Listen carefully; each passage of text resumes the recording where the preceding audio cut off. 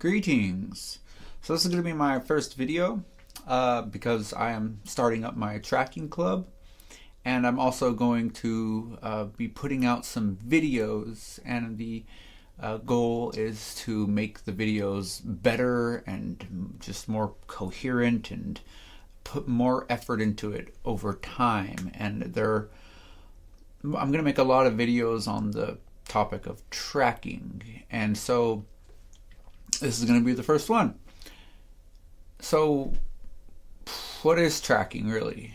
For people who have no idea what the heck I'm talking about. I guess when most people think of tracking, they may think of people looking at footprints or search and rescue, or maybe research, monitoring wildlife populations. And these are all specific examples or applications of tracking, but I'm going to attempt to take a broader perspective on what tracking means to me in the grand scheme of things, I guess.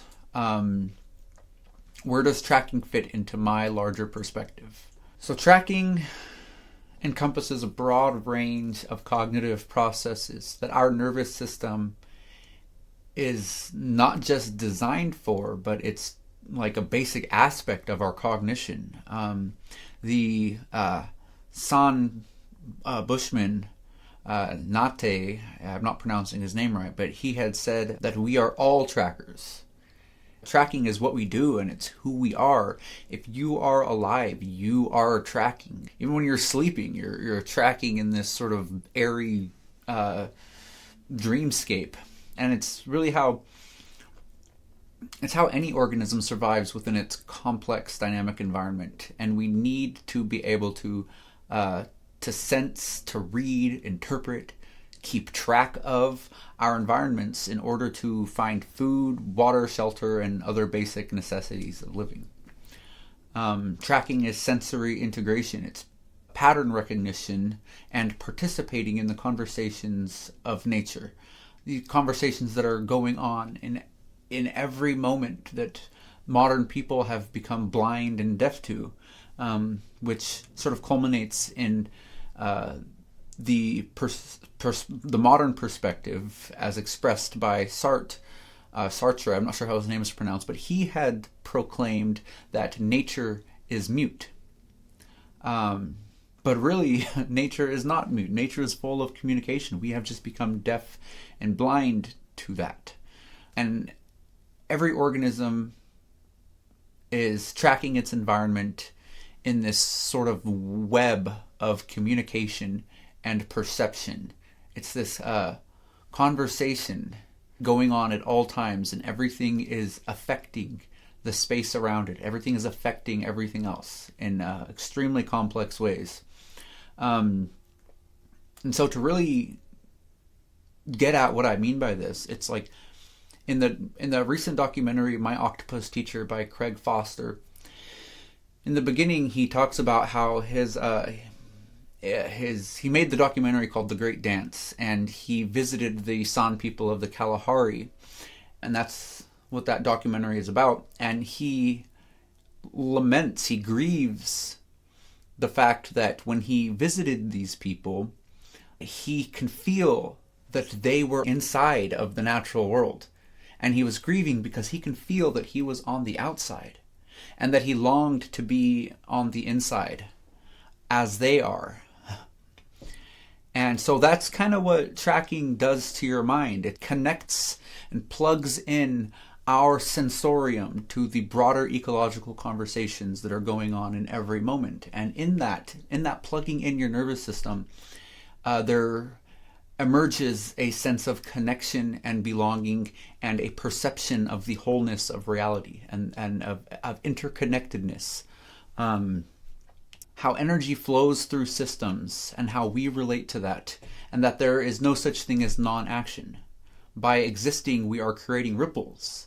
And when we are living in civilization, dissociated and detached from these communicative flows, we don't see the pollution, the cutting down of the rainforest, the animals in factory farms. We just see the product, the package on the shelf. And so there is this intermediary layer, this buffer layer between our effects on the world around us, because we think through the logic of the machine, the systems that organize our lives, and we internalize its logic, and thereby we no longer think through the logic of natural systems. And in the logic of natural systems and our relationship to it lies the fundamental forms of cognition and awareness that are at the core of who we are as human beings. And without that, we cannot help but build on foundations of sand, because everything that we do, every decision that we make, is detached from the ground of being, the very systems that support our existence. So this is like what tracking kind of means to me. It's plugging into the greater conversations, plugging into the greater reality beyond our human existence, that our human existence ultimately depends upon. We are at the whim of processes that are much greater than us. And we would be wise to listen. And so through our tethering to the machine, we have moved into a different form of consciousness. We have moved into a simulated reality. And I'm not talking about the external world, but I'm talking about the internal world of concepts and symbols, that we can now confuse the map with the territory, and we cannot help ourselves, because that's the form of awareness and consciousness that we are entrained into, symbolic consciousness. And really the goal of tracking is to learn to see what's right in front of our face. Betty Edwards wrote a book called Drawing on the Right Side of the Brain. And in that book, she provides a lot of exercises that help us bypass the impulse to replace the map with the territory, or replace the territory with the map, rather. Sorry. And she has noticed that most often when people are drawing, like they're drawing a face, they most often default back to the way that they learned how to draw eyes and a nose when they were 5 years old, or when they were young, when they first learned how to draw it. And so they're not actually seeing the face. They're projecting what they think the face should look like. And this is the form of consciousness that we are entrained into. It is an artifact of our cultural upbringing that we were entrained into this symbolic consciousness, and we are so inundated with abstractions. Like literacy and arithmetic are highly emphasized in our culture, and there's no attention paid to the senses and the silencing of the mind. Instead, it's no wonder that people have this going on, this mind chatter going on in their heads in every moment, and we can't stop it. We can no longer see the territory. We just see the map, the mental model, the generative model of our minds. So we are now living in a fully human constructed environment, and our minds are now patterning off of this human constructed environment, detached from the broader living systems that this human constructed environment is nested within. And so naturally we can't see past our own little perceptual bubbles that are saturated and permeated with the embedded and implicit values of the systems and the tools of civilization. And so a perfect example of this is there was this image online. Maybe I'll put the image on the screen for you. But you can just look it up. It's this image. I can just describe it. It's this image of, like, there's these two boxes side by side, and on one box there is a bunch of corporate brand logos like Nike and McDonald's and Walmart. and that alligator one. And then on the other side, there was a bunch of leaves from very common trees in North America, and the meme is captioned with most people can recognize these corporate logos at a glance, but do not recognize the leaves of these very common trees. That's a big problem, because that shows that we don't even perceive nature at that base level, let alone the complex interactions within an ecosystem. And that image, to me, it sort of encapsulates a very, very core problem in the world today. And tracking is about learning to see what's right in front of our face, to perceive nature and to think through nature. But as I said, we are living in a simulation. The great media theorist and philosopher Marshall McLuhan had said the words, "We build our tools, and our tools build us." And this speaks to the fact that our tools, including our social technologies, they code for patterns of perception and behavior, and there are embedded and implicit values within the structures and tools that organize our lives. Daniel Schmachtenberger, a philosopher, had, or whatever else that he is, he had pointed out that this was a good example. You go into the forest with a camera. You go into the forest with an axe. You go into the forest with a rifle. You go into the forest with a sketch pad. You go into the forest barefoot. You go into the forest with a hand lens. You go into the forest with any different tool, and you're going to have a completely different experience of the forest. Because the tools code for patterns of perception and behavior. We are immersed within our tools, and we are so inundated that it's like this invisible landscape of our subjective sense of reality is permeated with with human constructs and artifacts of human creation, which these expressions, concretions of the human mind, that we are immersed within. It's like when our mind is patterning off of this complicated human constructed environment, then nature does not exist in our frame of reference, and thereby the intricate feedback loops within nature and how our actions are impacting that, these feedback loops, we're blind to that. It doesn't exist in our frame of reference. And so we internalize and think through the logic of the machine. But there is intrinsic meaning in nature. Everything is a reflection of everything else, and there is a logic within nature and within ecosystems, and everything takes the shape of its vessel. Like Indra's net, every single thing is a dewdrop on this infinite web, and the dewdrop reflects its surroundings in a 360-degree fashion.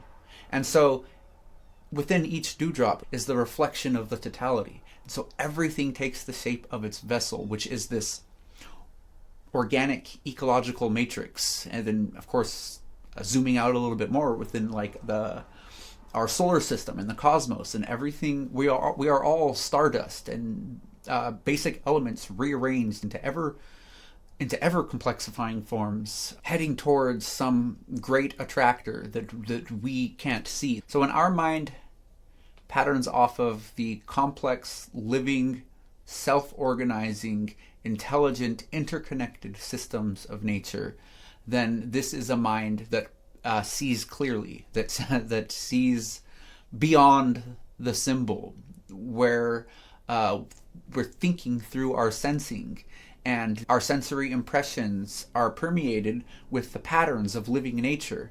And so the logic of these patterns seep in and forms the basic template for our thinking.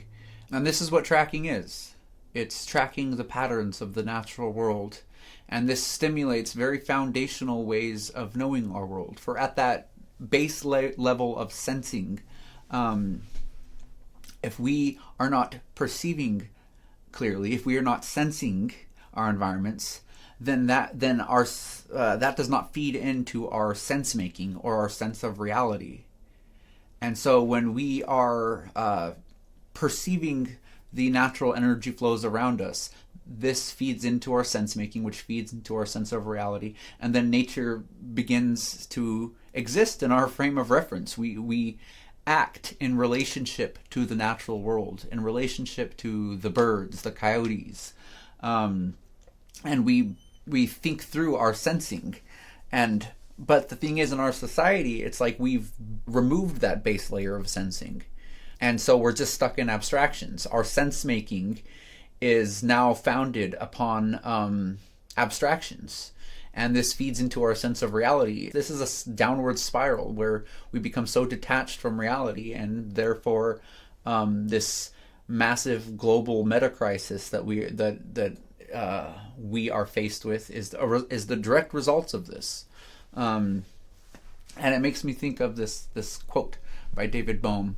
If man thinks of the totality as constituted of independent fragments, then that is how his mind will tend to operate. But if he can include the wholeness of reality in a coherent and harmonious whole that is undivided and unbroken and without a border, then that is how his mind will tend to operate.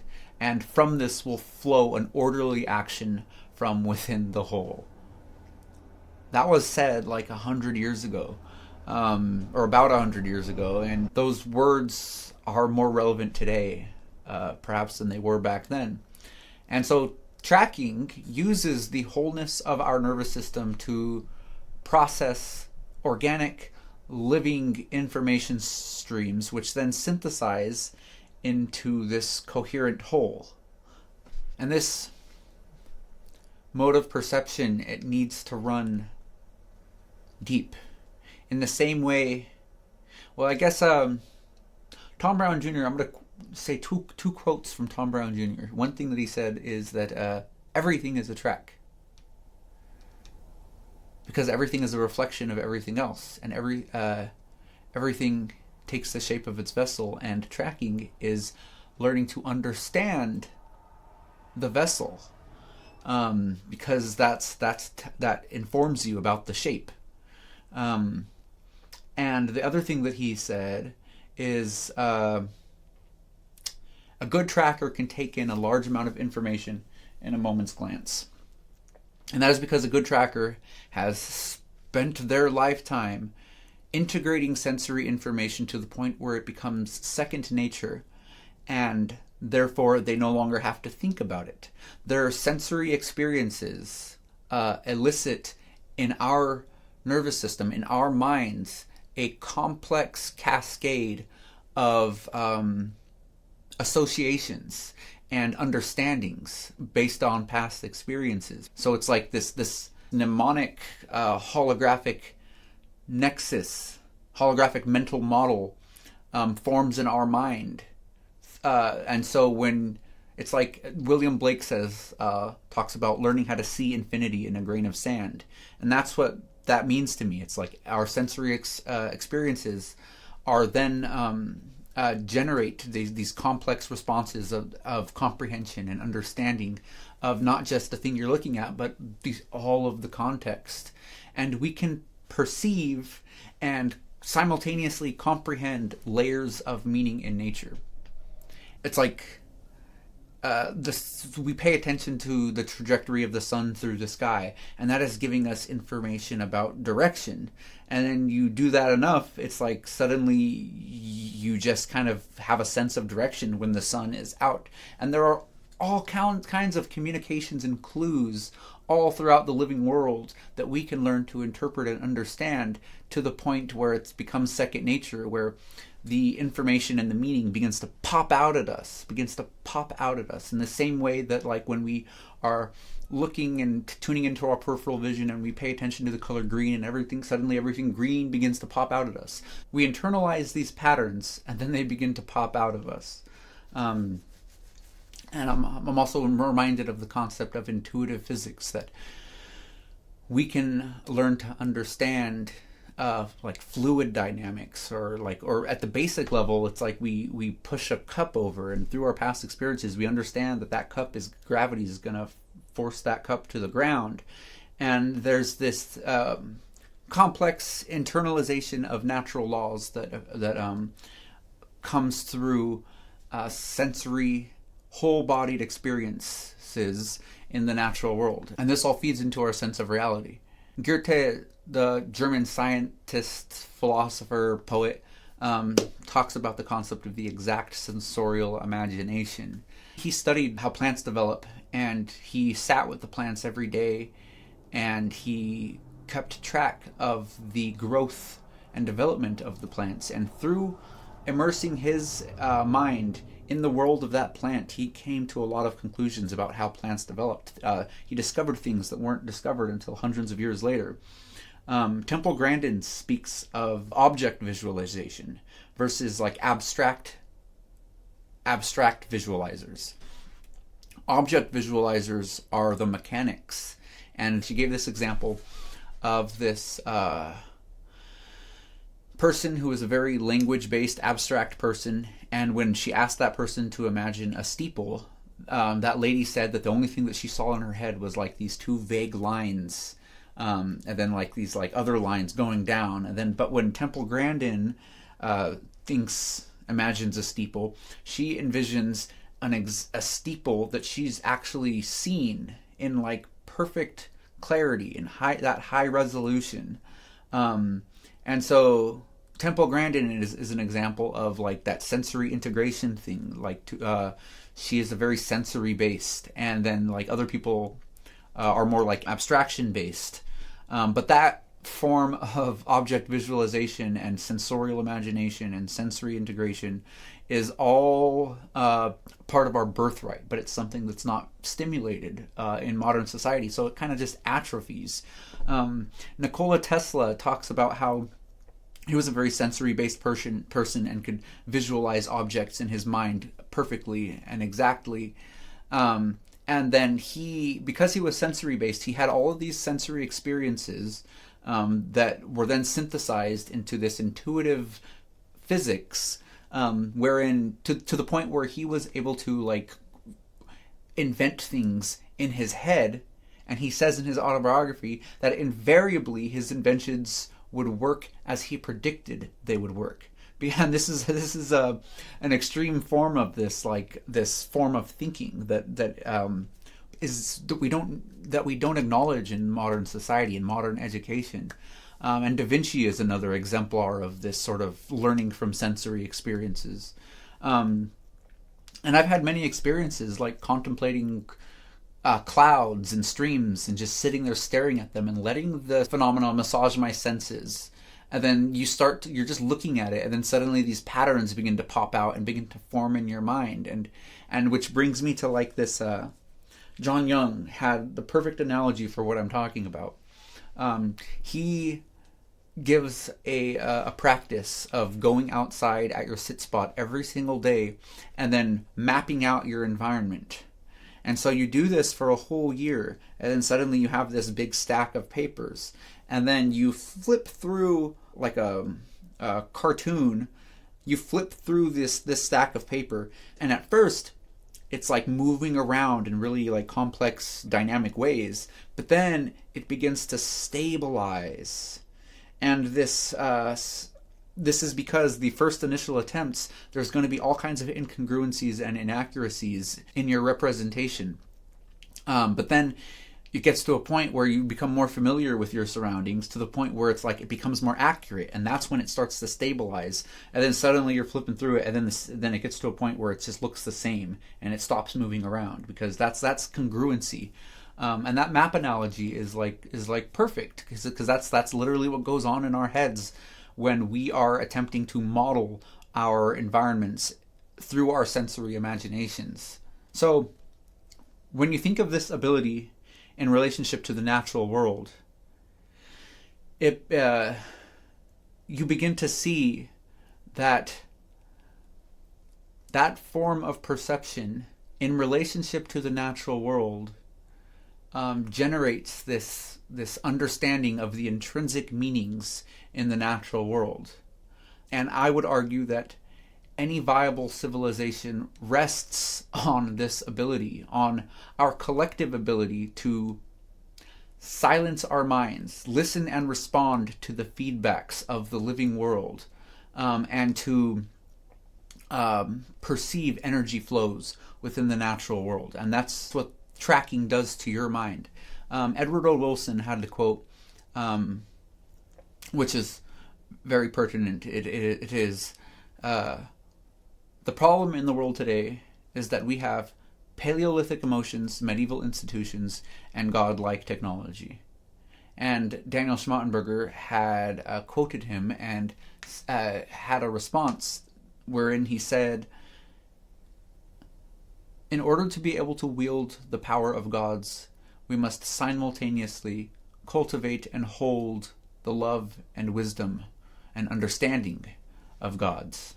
To my mind, this means that we must act from a place of connection and understanding, and that the health of ourselves, our communities, of the biosphere as we know it, is directly linked to human connection and awareness of the ecological context that we emerge out of. And this is because our human capacity to modify our environments places us well beyond such concepts as apex predator or keystone species. We are truly of an entirely different order. Our actions have very dramatic impacts on the world around us, for good or ill. And so understanding of and connection to our nature is necessarily a foundation through which any viable civilization must rest upon, and our ability to effectively steward our environment. How can we expect to make good land management decisions when we don't even perceive the basic patterns of the world around us? Spontaneous right action emerges from that place of connection and understanding. And so the shift in the world, in culture, ultimately has to be a shift in the dynamics of mind. That's where it begins. And this is why tracking is so important to me, because it plugs in our minds to the greater realities that support our existence.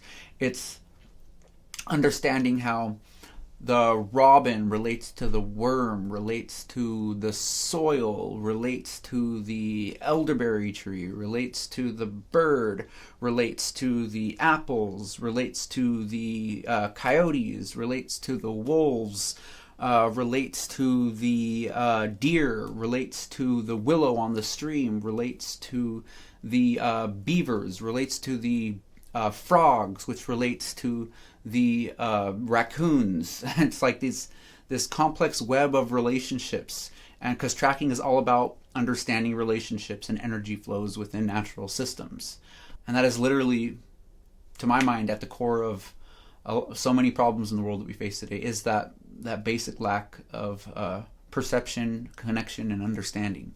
Through tracking, we learn to we learn the ways and the life ways of each individual animal, of the coyote.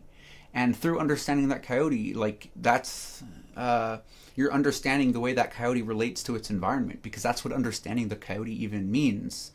And so you begin to see through the eyes of the coyote, and you do this for so many different animals, and this kind of coalesces in your mind and synthesizes into this holographic model that is a direct reflection of the natural world. And so you understand this complex web of relationships, and this culminates into the ability to see through the eyes of nature. You internalize the logic of nature. You internalize natural law. You see through the eyes of the forest. And that's why tracking is so powerful in my mind, and something that is missing, and something that I want to devote my life to, because I feel that I have come to understand the importance of tracking, and that is our birthright. For 99.999% of our history, we were all trackers, and we still are, and we still need tracking, even though we may have the illusion that we don't need to pay attention to the world around us because we have grocery stores. But really, that's an illusion. It's that buffer layer of civilization that dissociates our mind from the ground which everything rests upon. And so I just thought I'd make this little video a little bit about tracking and what I think about tracking, and I hope it was somewhat coherent. If you watch this video, then thank you.